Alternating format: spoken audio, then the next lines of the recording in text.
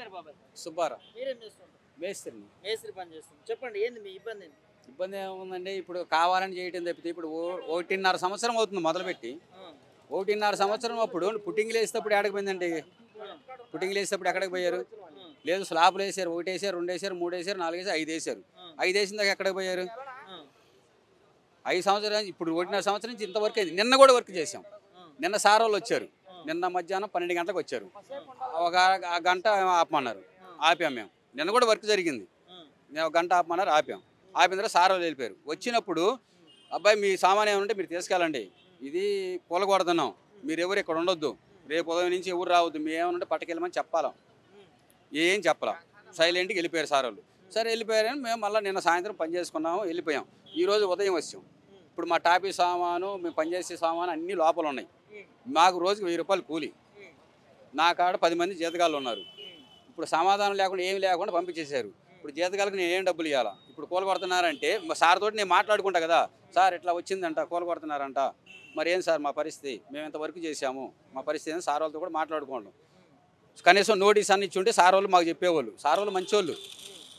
1.5 సంవత్సరం చూస్తున్నాం కదా, సార్ వాళ్ళు మమ్మల్ని చిన్న పిల్లల్లాగా బాగా పలకరిస్తారు, మంచిగా చూసుకుంటారు. ఏ రోజు కూడా డబ్బులకు ఇబ్బంది పెట్టడు. ఏం కావాలన్నా కానీ బాగలేదు సార్ కొంచెం అన్నా కానీ హాస్పిటల్ చూపించుకోకూడదు అని చాలా మంచిగా మళ్ళీ ఇస్తారు. ఇట్లాంటి సార్ నేను ఎప్పుడు చూడాల ఎక్కడ. నాకు ఇప్పుడు అక్రమంగా నిర్మించాడంట కదా? లేదు, అవి ఉన్నాయి చూపిమనండి. ఇప్పుడు ఉన్నాయి కదా, అన్ని డాక్యుమెంట్స్ ఉన్నాయి కదా, డాక్యుమెంట్స్ అన్నీ ఉన్నాయి అని చెప్తున్నారు. చూపించమనండి, కూర్చొని మాట్లాడుకోవాలి కదా. నువ్వు అక్రమంగా కట్టినప్పుడు నోటీస్ ఇవ్వాలి కదా. నువ్వు నోటీస్ ఇవ్వకుండా పలకొడతావు. ఇప్పుడు నేనున్నాను, ఒక ప్రభుత్వ భూమిలో ఒక ఇల్లు కట్టుకుంటా ఉంటా, కాపురం ఉన్నప్పుడు కోర్టు నోటీస్ ఇవ్వదా? నువ్వు అక్రమం కట్టుకున్న అబ్బాయి నువ్వు ఖాళీ చేయాలని నోటీస్ ఇవ్వదా? మరి నోటీస్ సార్, నోటీస్ ఎవరికి ఇచ్చారు? ఇవ్వాలా? నోటీస్ ఇచ్చి ఉంటే మా సార్ మా పని ఆపేవాడు కదా, కన్స్ట్రక్షన్ నడపడు కదా. నిన్న కూడా చేసామని మేము మేస్త్రి నేను చేసామని చెప్తున్నా కదా. నిన్న వచ్చారు. హైడ్రా ఏం సార్, ఇక్కడ ఏమన్నా చెరువులు ఉన్నాయా? మరి హైడ్రా అంటే ఈ ఒక్క బిల్డింగ్ అడ్డం వచ్చిందా? ఈ ఒక్కటే వచ్చిందా? మరి ఇదన్నీ ఇక్కడ నుంచి ఇప్పుడు ఆ శివరం ఉంది, ఆ శివరం నుంచి కంప్లీట్ చేసుకుంటారా? లేదు, ఈ శివరం నుంచి కంప్లీట్ చేసుకుంటారా? అంటే మధ్యలో వచ్చింది, అటు ఇటు మధ్యలోనే అడ్డం వచ్చిందా నీకు? మీరు ఆలోచించండి సార్, మధ్యలోనే అడ్డం వచ్చిందా? అయ్యప్ప సొసైటీకి సంబంధించిన ల్యాండ్ కబ్జా చేశారంటూ కూడా కొన్ని ఆరోపణలు వచ్చి నువ్వు కోర్టుకు పోవాలి కదా. కోర్టు నుంచి కాగితాలు ఇవ్వాలి కదా, నువ్వు నోటీసులు ఇవ్వాలి కదా. కోర్టు నుంచి నోటీసులు ఇవ్వాలా? నోటీసులు ఇచ్చి టైం ఇవ్వాలి కదా. 15 రోజులు నువ్వు ఖాళీ చేయి, లేదా నెలలో ఖాళీ చేయి, ఈ భూమికి నీకు సంబంధం లేదు అని నోటీసులు ఇవ్వాలి కదా సార్. నిన్న కూడా వర్క్ చేసాం. నిన్న వచ్చిన వాళ్ళు కూడా ఇప్పుడు ఆ సార్ వాళ్ళు వచ్చారు. సార్ వాళ్ళు ఎవరెవరు వచ్చారు మాకు తెలియదు. సరే మీరు పని చేయొద్దు, మీ సామాన్ ఏమైనా ఉంటే తీసుకెళ్ళండి, రేపు పూల కొడుతున్నామని ఒక మాట మాకు చెప్పారా? లేదు, సూపర్వైజర్ చెప్పినా సూపర్వైజర్ మాకు చెప్పేవాడు కదా. మళ్ళీ వాళ్ళు పోయిన తర్వాత మేము పని చేసుకుంటానే ఉన్నాం. ఈరోజు ఉదయం 8 గంటలకు వచ్చాము. వచ్చేసి సరే సామాన్ తీసుకుంటామని చెప్పాము. సామాన్ తీసుకోవడానికి కూడా లోపల పంపించలేదు. ఇప్పుడు మేము సార్ వాళ్ళని అడగడానికి సార్ వాళ్ళేం కాంటాక్ట్లో లేరు. సార్ వాళ్ళు మంచి వాళ్ళే, ఈ రోజు కాకపోయినా రేపైనా కానీ మాకు వాళ్ళు ఫోన్లు చేసి మమ్మల్ని అన్యాయం చేయరు. ఎందుకంటే సంవత్సరం నుండి చూస్తున్నాము మేము. వాళ్ళు నష్టపోయినా కానీ మమ్మల్ని అయితే నష్టపించరు, అంత మంచి వాళ్ళు. మీకు ఇలా కూలుస్తారని ఎలాంటి సమాచారం లేదు? ఏ సమాచారం లేదు, సమాచారం సరే ఇప్పుడు వచ్చారు. కనీసం మా టాపీ సామాన్ ఉన్నాయి కదా సార్, లోపడే ఉన్నాయి, అవి తీసుకొచ్చుకోవడానికైనా మాకు అనుమతి ఇవ్వాలి కదా. సామాన్ అందులో ఉన్నాయని అడిగాం. అడిగితే మమ్మల్ని లోపలికి ఎంటర్ కానియట్లేదు. మాకు 1000 రూపాయలు కూలి. ఒక నిమిషం వచ్చారు, నిన్న 12 గంటలకు వచ్చారు. వచ్చి మేము రేపు కూల్చివేత వేస్తున్నాము, మీరు ఎవరు వర్కర్స్ పనికి రావద్దు, మీ సామాన్లు తీసుకొని వెళ్ళిపోండి అని ఒక మాట దయచేసి చెప్పాలి కదా మాకు. ఇట్లా కూల్చివేత వేస్తాం, నోటీస్ వచ్చిందని అన్న చెప్పాలి కదా. నోటీసు రాలేదు, ఏం రాలేదు, ఒక 4 రోజుల టైం అని ఇవ్వాలి కదా. ఇలా ఉదయం వచ్చేసి నువ్వు వచ్చారు, అర్ధ గంట వచ్చారు, దాంట్లోకి వచ్చారు, ఈ ప్లాట్లోకి వచ్చారు, వచ్చి చూసి వెళ్ళారు, ఖతం అయిపోయింది. కనీసం 4 రోజులు టైం ఇస్తే మా వర్కర్స్ కన్నా చెప్పుకుంటారని చెప్పుకోవాలి, చేసుకోవాలి. మా పేమెంట్లు ఉంటాయి, అన్నీ ఉంటాయి, మా సామాన్లు ఉంటాయి, మాది పుట్ట తిప్పలు ఇవ్వాలి. వస్తేనే మాత్రం రేపు గడుస్తుంది మాకు. ఇప్పుడు మేము ఏం చేయాలి చెప్పండి?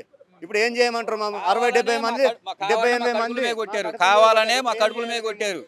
కావాలని ఎవరు కొట్టారు? కొట్టిన వాళ్ళకే తెలియదు. భగవంతుడు వదిలిపెట్టడు. ఎవరు కొట్టారో వాళ్ళని మాత్రం భగవంతుడు వదిలిపెట్టడు. ఇప్పుడు రేవంత్ రెడ్డి హైడ్రా తీసుకొచ్చిండు, అక్రమ భూములను కాపాడదాం, ప్రభుత్వ భూములను కాపాడదాం అని చెప్పి తీసుకొచ్చిండు. నిజంగానే మీరు అక్రమంగా తీసుకోలేదు, మరి అక్రమంగా మేము పాల్పడలేదు అంటున్నారు. మరి ఇక్కడ హైడ్రా తప్పు చేస్తుందా, మీ ఓనర్ తప్పు చేస్తుందా? ఒక్క నిమిషం, ఒక్క మాట సమాధానం చెప్పండి, మీరే చెప్పండి. ఇది మెయిన్ రోడ్డు పక్కనే ఉంది. ఇది గవర్నమెంట్ ల్యాండ్. వెనకున్నది, ఈ ముందున్నది, పక్కన ఉన్నది ఆ పక్కన ఉన్నది మీరే చెప్పండి దానికి. నేను మిమ్మల్ని మీరు క్వశ్చన్ వేసారు నన్ను, నేను కూడా అడుగుతున్నా, మిమ్మల్ని అడుగుతున్నా. ఇప్పుడు ఇదే గవర్నమెంట్ ఒక్కటే వచ్చిందా నీకు? ఒక 200 ఫీట్లు పొడుగు, ఒక 100 ఫీట్లు ఎలాడ వేసుకోండి, అదే వచ్చిందండి గవర్నమెంట్ ల్యాండ్. ఇంక పక్కది ఆ పక్కది ఈ పక్కది ఏం లేదా? అంటే ఇటు రోడ్డు, ఇటు స్థలం, అటు స్థలం, అటు స్థలం అన్నీ ఉన్నాయి. ఈ కొంచెం గవర్నమెంట్ది వచ్చిందా? తీసుకో, మొత్తం తీసుకో. నువ్వు తీసుకుంటే ఒక పక్క నుంచి నీది ఏదేది ఉందో మొత్తం తీసుకో, కాదని ఎవరు అనరు. చట్టానికి అందరూ కట్టుబడి ఉండాల్సిందే, దానికి ఎవరు కాదనరు. కానీ ఒక్కటే అడ్డం వచ్చిందా? అదే నేను అడుగుతున్నా. ఈ పక్కన కనీసం అంటే ఒక 50 ఎకరాలు ఉంది, అక్కడ వరకు హైటెక్ వరకు ఉంది. హైటెక్ వరకు 10 గేట్లు పెట్టుకోవచ్చు. 15 ఎకరాలు ఉంది, పోనీ 15 ఎకరాలు 20 ఎకరాలు. ఆ వెనక పక్క గేటు పెట్టుకోవచ్చు, ఇక్కడ ముందర పక్క గేటు పెట్టుకో. ఇగో ఇక్కడ వరకు కూడా మొత్తం ఆ స్థలం ఇక్కడ వరకు కూడా ఉంది. మరి ఇవి లేనిది మరి అది ఎందుకు వచ్చిందండి? హ్యాండ్ ఓవర్ చేసుకోవాలి కదా, మొత్తం హ్యాండ్ ఓవర్ చేసుకోమను. ఒక్కటే హ్యాండ్ ఓవర్ చేసుకుంటే ఎట్లా? లేదు, స్టార్టింగ్ చేసినప్పుడు హ్యాండ్ ఓవర్ చేసుకోవాలి కదా. స్టార్టింగ్ అప్పుడు చెప్పాలి కదా, ఇది మాదే, లేకపోతే మా పట్టా ఉంది, మాదని చూపించాలి, కోర్టుకి వెళ్ళాలి, మాట్లాడాలి, పర్మిషన్ తీసుకోవాలి. మాది కాదంటే అప్పుడు మాట్లాడుకొని చేసుకోవాలి. ఇది కావాలని జరుగుతుంది. కరెక్ట్గా నోటీసులు ఇచ్చుంటే, మా సార్ చాలా మంచోడు, నోటీసులు ఇచ్చుంటే పండు మేస్త్రి ఇదిగో మీకు రావాల్సింది ఎంత పేమెంట్, ఆ పేమెంట్ తీసుకోండి, మీరు వెళ్ళిపోండి, తర్వాత ఏదైనా తేలినప్పుడు మళ్ళీ కబురు పెడతాను, అప్పుడు వచ్చి పని చేసుకోమంటాడు. అంత మంచోడు మా సారు, అంత మంచోడు. ఎటు చూసిన నష్టం మీకే బలయ్యేది మీరేనా? వర్కర్లు బలే, మా సార్ కూడా బలే కదా. ఇప్పుడు సార్ ఎంత డబ్బులు పెట్టాడు, సార్ కూడా బలే కదా. ఆయన కూడా ఇప్పుడు పెద్ద సహకారి కాదు కదా, ఆయన కూడా ఆయన కూడా లోన్లు, ఇప్పుడు అపార్ట్మెంట్ కట్టాలంటే ఏమన్నా లోన్లు ఇస్తేనే, ఎవరన్నా ప్లాట్లు ఇప్పుడు మన సేల్ ఉంటేనే వాళ్ళు ఇస్తేనే దాన్ని డెవలపింగ్ చేస్తాడు, లేకపోతే చేయలేడు కదా. ఎవరమైనా అంతే. ఇప్పుడు ఆయన మీద కోల్గొట్టు నిర్ణయించుకున్నారు, ఓకే సరే, కనీసం పని చేసుకునే వాళ్ళం. నాకు 1000 రూపాయలు సార్ రోజుకి, 2 పిల్లలు, భార్య, రెంట్ కట్టుకోవాలి, నేను చేసుకోవాలా. ఇప్పుడు పని చేసుకుంటేనే నాకు కూలి, లేకపోతే లేదు. ఇప్పుడు మళ్ళీ నేను సామాను కొనుక్కోవాలంటే నాకు 4-5 వేల రూపాయలు కావాలా. మరి ఎన్ని రోజులు నేను మిగిలించుకొని మళ్ళీ ఆ సామాను నేను కొనుక్కోవాలా? ఎవరు ఇస్తారు నాకు ఆ సామాను? గవర్నమెంట్ ఇచ్చిద్దా? గవర్నమెంట్ ఏమైనా ఇచ్చిద్దా మాకు సామాను? మరి ఈనప్పుడు మరి మమ్మల్ని లోపల పోయి సామాన్ తెచ్చుకుంటాం కదా, మా కష్టమే కదా మేము అడుగుతుంది. మేము ఎవరిని ఊరకేమి రూపాయి కూడా అవసరం, మాకు రెక్కలు ఉన్నాయి, కష్టపడుతున్నాం. మా కష్టం, మా సామాను మేము తెచ్చుకోవడానికి కూడా పర్మిషన్ ఇరా. రోజు వరకు చేసేవాళ్ళం కదా. లేదు, ఒక 10 రోజుల ముందర వచ్చిండ్రు, నోటీస్ ఇచ్చిపోయినరు, ఇట్లా సంగతి ఇట్లా అని చెప్తే కూడా మేము ఒక 4-5 రోజుల ముందర పని చేస్తుంటే, మా సాయం తీసుకెళ్తుంటే, మా పేమెంట్ అంతా మేము వసూలు చేసుకుంటుంటే.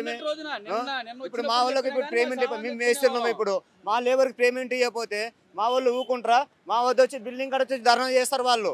ఇలా సండే కాబట్టి ఎవరు రాలేదు, తెలియదు కూడా ఎవరికి, అసలు తెలియదు కూడా. నిన్న ఏదో జరిగింది, అయిపోయింది, చూసిండు పోయిండ్రు అనుకున్నాం. నిన్న కలెక్టర్ వచ్చిండు, చూసిండు పోయిండు అని అయిపోయింది. అది ఆడి వరకు అనుకున్నాం, బంద్ అయిపోయింది అనుకున్నాం. ఉదయం కూడా వచ్చి పని చేసుకుంటున్నాం మేము. 8 గంటలకు 7 గంటలకు వచ్చే మేము పని చేసుకుంటున్నాము. ఆల్రెడీ సడన్గా వచ్చారు, మీరు బయటికి వెళ్ళిపోండి, మీరు సామాన్ గీమాన్ మొత్తం ఫస్ట్ మీరు బయటికి వెళ్ళిపోండి, మీరు ఇక్కడ ఉండనే కూడదు అంటే మా సామాన్ ఏం చేయాలి? మేము వర్కర్స్ ఏం చేయాలా? ఏం చేస్తాం మేము? ఏం చేసి ఎక్కడ పోవాలి మేము? ఎట్లా వెళ్తాం మేము బయటికి? అసలు లోపలికే రానివ్వట్లేదు. మీరు వెళ్ళిపోండి, ఫస్ట్ మీ సామాన్ తీసి మేము పెడతాం బయట అంటే. ఏం సామాన్ తీసి మీరు పెడతారు? తర్వాత మా సామాన్ ఏముందని మీకు తెలుసు. ఎంతమంది వర్కర్స్ ఉన్నారు మేము మాలాగడ్డలు, దాంట్లో 80 మంది 90 మంది వర్కర్స్ ఉన్నారు దాంట్లో. వాళ్ళల్లో ఏం చేయాలి?